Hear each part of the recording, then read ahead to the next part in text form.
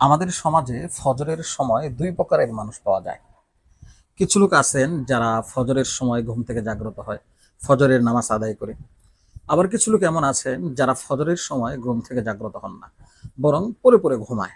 তাদের ব্যাপারে হাদিস শরীফে এসেছে, যারা ফজরের নামাজের সময় জাগ্রত না হয়ে ঘুমিয়ে থাকে, শয়তান তাদের কানে পেশাব করে দেয়।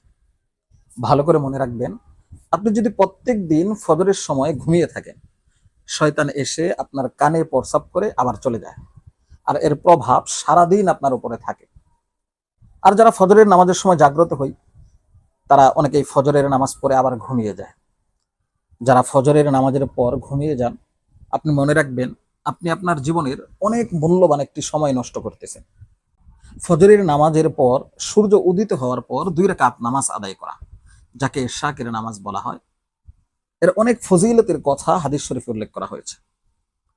আবু দাউদ শরীফের এক হাদিসের মধ্যে এসেছে, আল্লাহর নবী সাল্লাল্লাহু আলাইহি ওয়াসাল্লাম বলেন, যে ব্যক্তি ফজরের নামাজের পর সূর্য উদিত হওয়ার পর 2 রাকাত ইশরাকের নামাজ আদায় করবে, আল্লাহ পাক রব্বুল আলামিন তার জিন্দেগীর সমস্ত সগীরা গুনাহ মাফ করে দিবেন, যদিও তার গুনাহ সমুদ্রের ফেনা পরিমাণ হয়। সম্মানিত সুধী, ফজরের নামাজের আধা ঘন্টা পর সূর্য উঠে যায়, কারণ আমাদের দেশে ফজরের নামাজ শেষ ওক্তে আদায় করা হয়। তো সূর্য উদিত হওয়ার 15 মিনিট পর ইশরাকের নামাজের সময় হয়।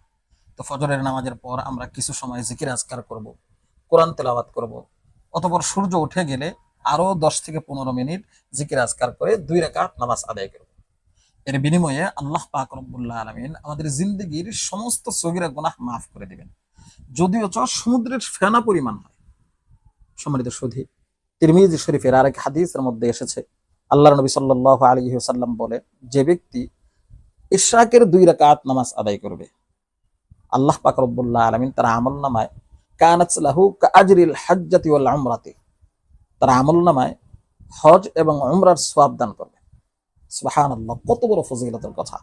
তো আল্লাহ পাক রব্বুল আলামিন আমাদেরকে ইশরাকের নামাজ আদায় করার তৌফিক দান করুন। আমিন।